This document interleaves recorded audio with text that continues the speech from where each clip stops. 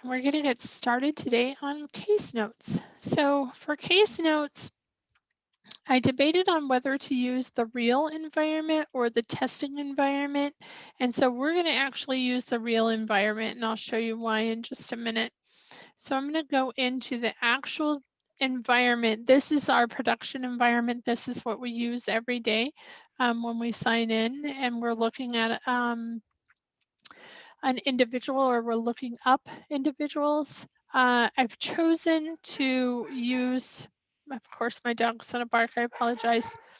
I've chosen to use the individual that is my test individual. For these cases, hang on just one second.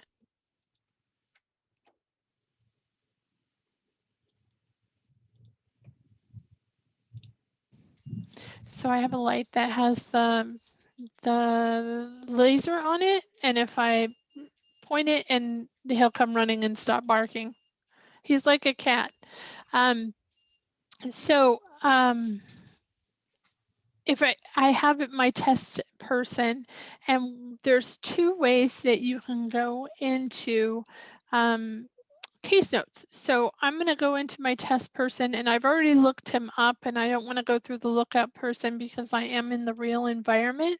I've even closed my save notes so we can keep everybody confidential. But for this, I'm using my AK test writer account, and there's two ways that we can go into case notes. Case notes are tied to you or tied to our section. And so the first way is they have their own little section in this first. Remember, everything that we do is in this programs tab. Now I'm telling you that case notes has its own separate tab.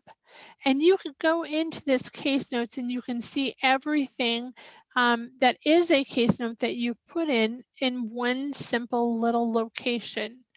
However, if you are in the Programs tab, and we're going to take this to the Programs tab, and that's where we live, is in the Programs tab, there are several different places that you can put case notes. You can go under the participation and put case notes. You can go under the activities and put case notes. You can put case notes in several of those locations, or you can go back up, and it's easier if you take it up here and push this case note section. Now, again, the only person or the only people that are going to see these case notes are you guys. So when I set up the case note section, or when I set up the section for program coordinators or case managers, I had to identify a person who is the case manager in charge, basically. There's one lead case manager, and that's your program coordinator. Your program coordinator will be able to see your case notes, and then of course Donna and I can see your case notes, but that's about it. So if you're doing case note to case note for individual to individual, so teacher to teacher, that you will not be able to see these case notes if they're suppressed. If they're unsuppressed, you can. But the suppressed case notes, the only person that can see these suppressed case notes is yourself and your supervisor, and then of course myself and Donna. Now they're reworking the case notes section for us to be more user-friendly for adult education. And what that's going to look like, I don't know yet, but this is how it works right now. And this is how it works for WIOA Title I and Title III, because they're case managers, they're not teachers. But we're taking it into the teacher world, and I've asked them to do some rework on the case notes section so that it works for adult ed. And so they are going to do some reworks so that we can see case notes between teacher and teacher, except if you're suppressing a note. We're going to keep that to where if you're suppressing a note, the only other person that's going to be able to see that is the program coordinator. Now that's a confidential note, and the fact that maybe a student is telling you something confidentially and you want to keep that between you and your student, and the only people that should see that is yourself your program coordinator if something happens, and then, myself and Donna. But other than that, nobody else should be looking at those notes. So there are several case notes. Wendy, can you give us an example of what you suggest that we suppress? Yeah, so, disability is one that other people suppress. For us, it probably shouldn't be, because teacher to teacher, you should be aware of an individual's disability, right? But if they're telling you something in confidence, if they say, you know what, I don't want anybody else to know that I have ADHD, you know what, that's fine. But they've told you that they have ADHD. Now you have you have a choice. You can either put it into a case note so that you remember it if they come back over and over and over again. Your Pamela, if I'm teaching under you, you now have that information. But in the note, it should say the student told me in confidence that they have ADHD. So that way it doesn't go to another teacher, and it's building upon strategies for them, but yet, until the student is ready to relay that information. And then there's always stuff that should not go in case notes. So if somebody, tells you the things that we are mandated to report, that should go in a private file that does not go in here, that kind of stuff. So does that make sense?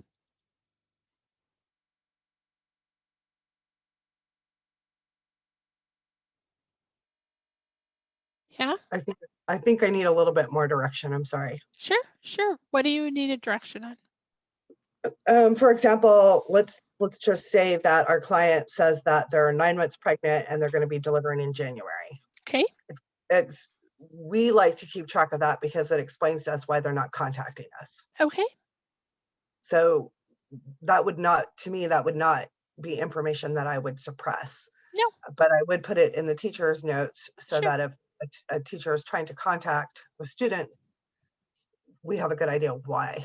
Yeah, definitely. That could be something that goes into a note and says, um, Jane informed me that she's pregnant, and she's not going to be, she's going to be delivering in January. So if you're trying to get a hold of her from December through February, it's going to be difficult to, probably a little bit longer than February, but it's going to be difficult to get a hold of her. So yeah, definitely. Why wouldn't that go into a note? Not a problem. Those are things that you wouldn't suppress. But if somebody told you something confident, I'm going to set aside mandated reporting, because mandated reporting is different. Those are very touchy subjects that should not go in the system. Even suppress notes, those are things that you should keep in a locked file. So we're going to set those aside. But if somebody tells you, I've struggled in school this entire time, I have depression, and it's really hard for me to come on Mondays, because those are after the weekend. And so should teachers be aware of that? Yeah. But what if they tell you in confidence, I don't want anybody else to know?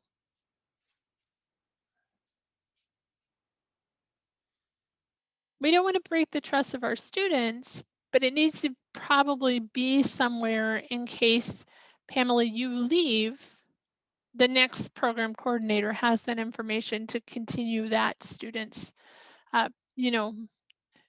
conversations. Does that make sense? Yes, that does. Could you clarify for me one more time who all has access to it? I mean, it's like only our program, but like, so if a teacher puts it in, another teacher can see it. If it's not a suppressed note, then okay, yes. Yeah. So is there anything else besides instructors and program coordinators? Any other categories? I'm not exactly, it seems like there's other categories out there. So there is another category, and it is a tutor. Okay. But tutors can't see teachers' notes.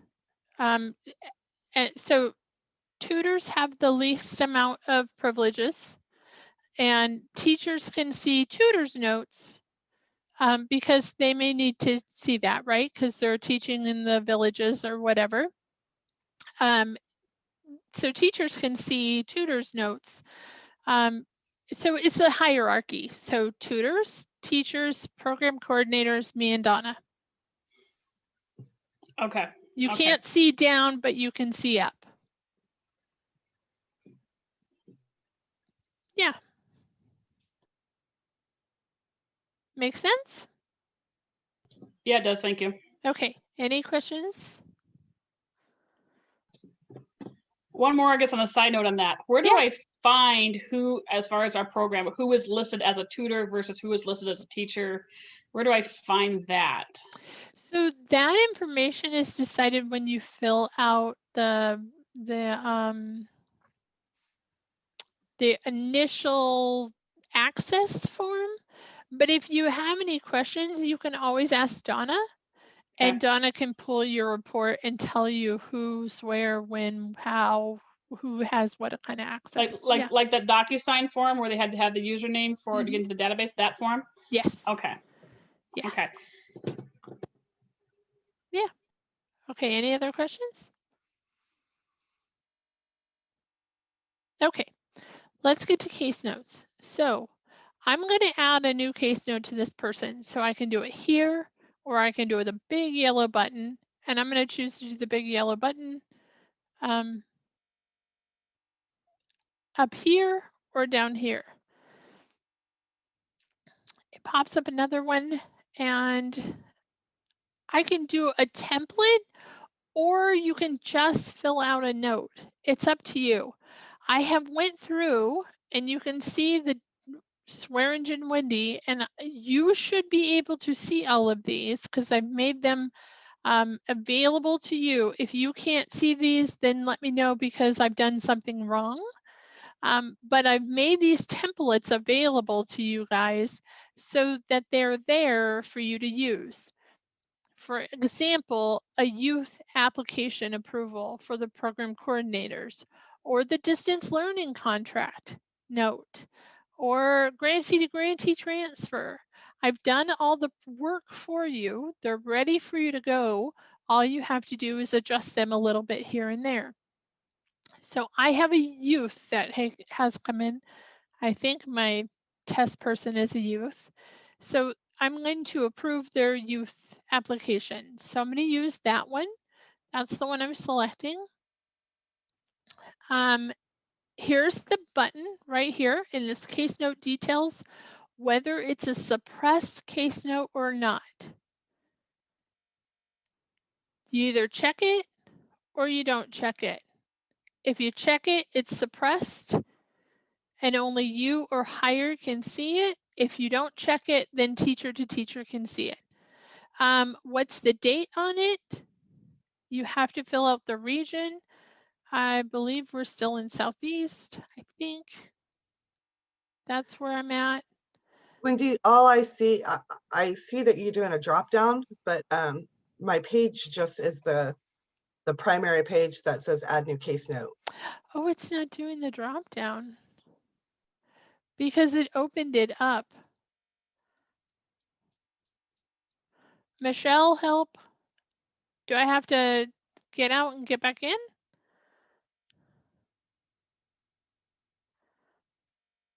Let's just stop sharing. I can see that I'm sharing a screen. Are you sharing the full screen, or are you just sharing that yeah, one I was window? just, now I'm going to share the little window. There we go. Okay, so here's the pop-up. So right here is where you choose whether it is a template or not a template. If you go none selected, you're going to have to fill it all out yourself, and that's fine. You can do that. But these are all the templates that I have made for you. And like I said, if you don't see these, then I have done something wrong. So when you go to the case note section on your people, if you don't see Swearingen and Wendy and then these titles, I made them available for Title II. At least I think I did. But if not, let me know. Okay, so I'm going to put it as a youth. Up here, you can add an appointment. If you're putting in a case note and you want to put an appointment with it, you don't have to. And this is something that is a WIOA Title I. It is not Title II. But if you're doing something like approving an application and you want to do it with the intake and you want to do it as an appointment, you can do that. The rest of them, I mean, it's just not a WIOA Title II thing. It's a WIOA Title I thing. Whoop. What happened?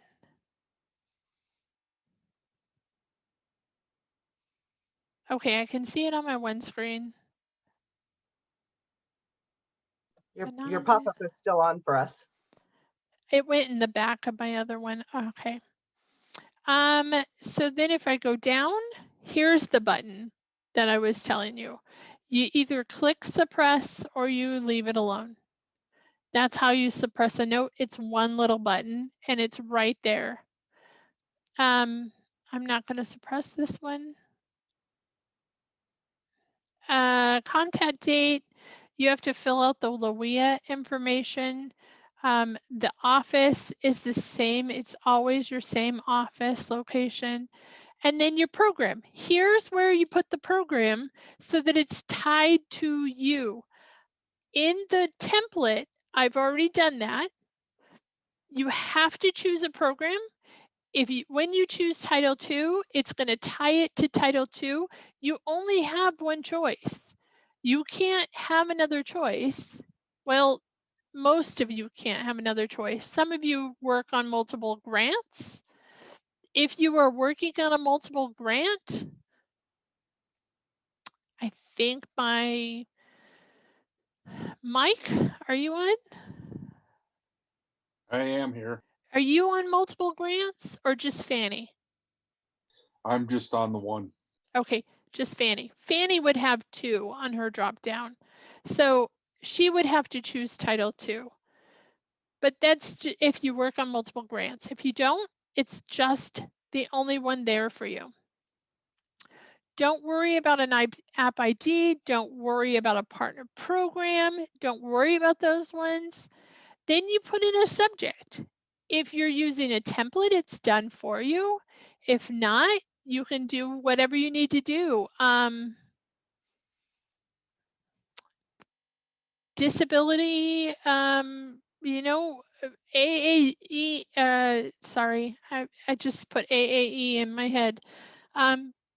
Self-identified with ADHD. And then you can put a contact type. You don't have to. That's not got a star. And then a description. So in the templates, I put parentheses around the stuff that you need to change, or you can change it all. You don't have to use what I've used, but change the student's name to Pamela Cushman. Is she 16 or 17? She's 16. And she brought in to the Learning Center by her mother, father, guardian. Take 2 of those away. What's the parent's name? Put it in there. They previously attended. What's the name of their high school? What's the withdrawal date? They were approved to begin classes on what date? What's the date you approve them? The following documentation was brought and is attached to the case note. Is it the legal emancipation? Is it signed and notarized statement of consent? Is it official documentation of withdrawal of last school? Which one is this? Delete the one it's not, and then just push save. Okay, so you just brought up some really good questions. I knew it was going to come. Hang I on just know. a second. So Okay, I keep pushing like things in back of it. That's why I chose this one, because I knew it was going to come. Okay, so here you're going to add the document, you're going to find it, you're going to attach it, it's going to attach to it, and then you're going to click save. We're going to go back to this notarized, aren't we? yes, we are. I knew it was going to come up. So the reason why it's signed and notarized and we cannot get by without that is because, okay, you can have it signed for them to enter adult ed. You cannot have it non-notarized for them to take the GED test. It is written in the state codes and I can't do anything about that right now. So what do we do with all the students that it is not notarized to this point? There's nothing we can do now. And what if we don't have notaries available? You have none in Nome? I'm sure like at the bank, there's a notary, but we don't have, so it sounds to me like my staff need to become notarize a notary. There we go. Chris, Pamela just added something to your list. You're welcome. Well, that would probably be my program assistant, right? We have notaries within Quirk though. Like I know we have notaries within our office floor. Could someone else outside of the GED program? Yeah, it Okay. can be anybody who notarizes. Yeah, anybody. But finding somebody, especially now, to notarize is going to be very difficult. And even if we're in the office, finding a notary within Quirk who's available is going to be difficult. I completely understand that. I completely understand what you guys are talking about. I think that my program assistant is now going to become a notary. Okay, so the reason why it's notarized is because according to the Alaska statutes, the Alaska codes, it states in there in order to take the GED test, it has to be notarized. So do we want our parents to jump through one hoop and then another hoop? I mean, we can put them in the adult ed program without it being notarized. That's okay. It does not say that in the codes, but in the codes, in order for them to take the GED, it states it. And I am trying very hard to get that changed, but I can't change it overnight. And I've jumped through so many hoops to get that changed over the last year. So what we typically do is we have a letter that the parents sign that gives permission for their son or daughter to become in the program. And then we also get an official letter of dropout from the school. You have to have a withdrawal, yeah, or a dropout letter. And we found with Bering Straits school district, we had to actually send them a rough draft of what a dropout letter would look like, because they were like, we don't write these. I'm like, well, we have to have it. So just not all the schools do that. Yeah, we have to have something that says that they've withdrawn from school. That there's no standardized anything for withdrawal from school. They just have to have something that says this child is no longer in school in this Alaskan school or this school, period. But I can't get by with the notary thing. I can't get away from that. I've tried over and over again, and I'm still trying to this day.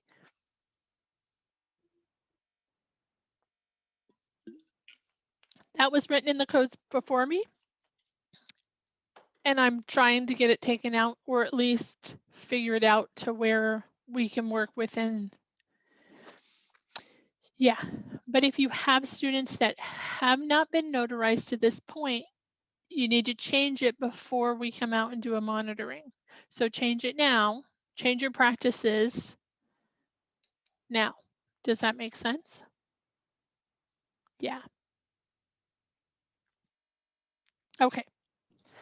I have a question as well. Yes, hi Linda. About that. I recently had a parent, and we have changed it to have people notarize it, and they've been able to comply. But when some parent or guardian asked me to give them a template, I said to give permission, I blank guardian parent of blank birthday, give permission to blank to take classes, study with the Kodiak Regional Adult Education Program. But I didn't actually, I had called you about that actually, whether you want to have GED listed in there or just to study with the regional program. What did I say? I didn't get a hold of you. Oh, so okay. I left a message. I was like, what did I say? Yeah, I would like GED to be in there too. So that gives them permission to do both and or both, to study and take the GED. And if they haven't done it in the past, let's change it now, and that's fine. And you can provide them a template that they can sign. That's fine. That they can fill out. Just have them fill out a form. That's okay too. It just has to be notarized. Signed and notarized statement. It's a statement saying that they give their consent for these minors. Wendy, would it be helpful to have a uniform form for all the programs, or would just make up our own for each program? You guys tell me. Should we put this on the discussion for the program coordinator meeting? Yes. Okay. Hey, Pamela, you're going to be there on Thursday? I am. I'm making you in charge of reminding me in case I forget. The jails are different, Chris, because you guys haven't notarized, someone notarized the documents there, but also you guys become their guardians, right? Am I not mistaken in that? Somebody from DOC.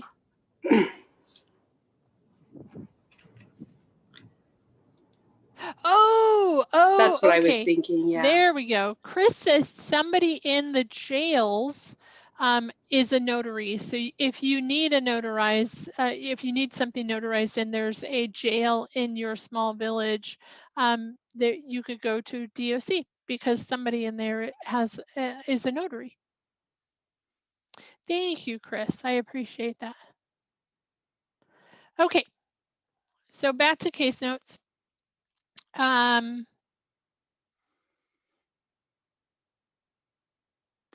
Create messages unsaved. Don't just, yeah, ignore that part.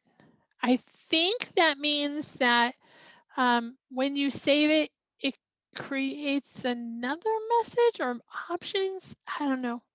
We can play with it and see.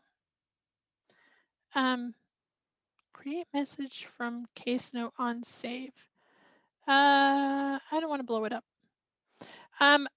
Like I said, add a document down here and then save it. And then I'm going to,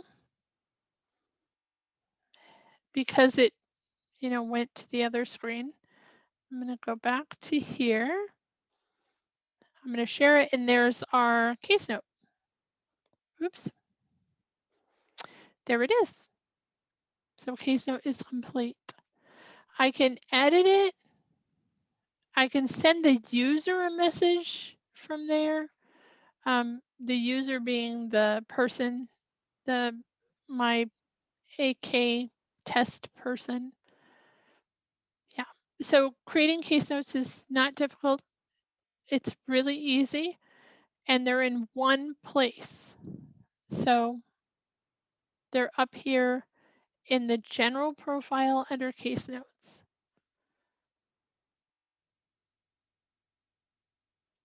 Questions?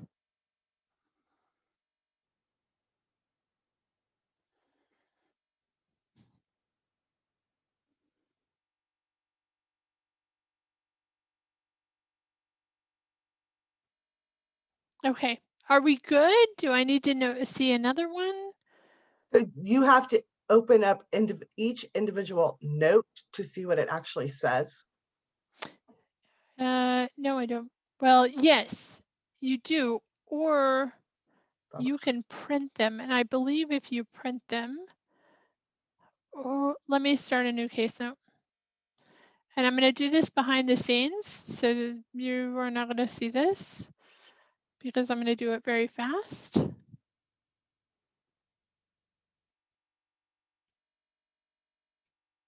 And by very fast, I mean, you know, slow for me.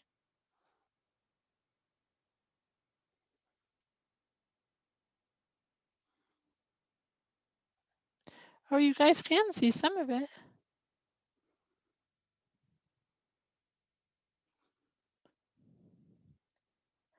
Okay, I have 2 case notes.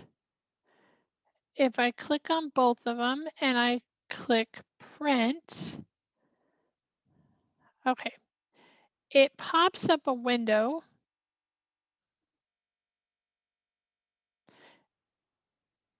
I'm trying to share that.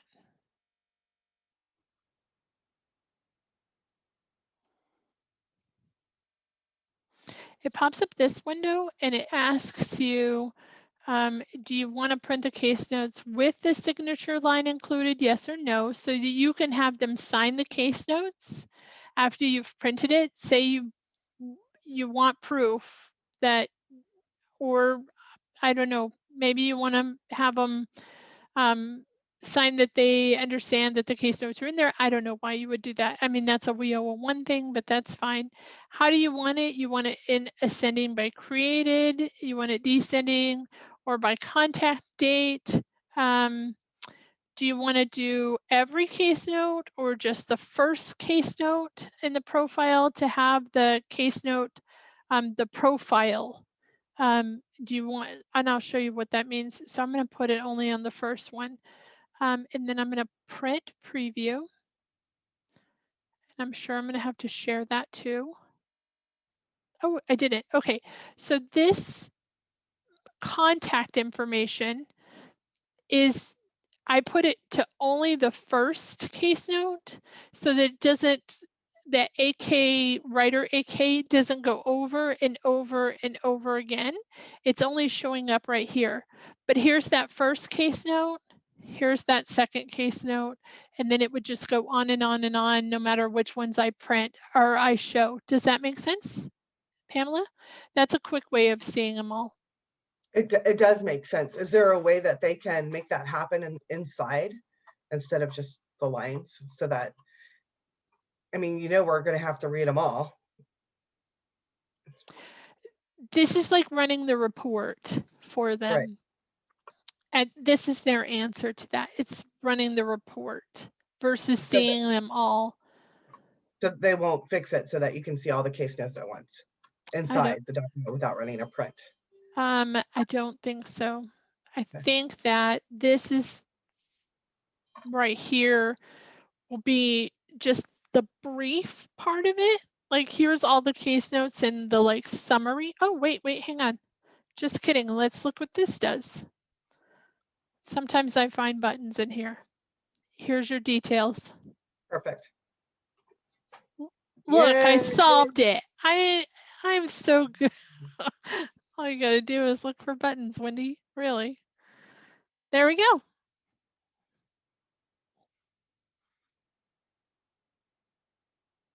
And then I can go back to summary too and see just the little parts of it. Okay. Thank you for asking that, Pamela. Any other questions?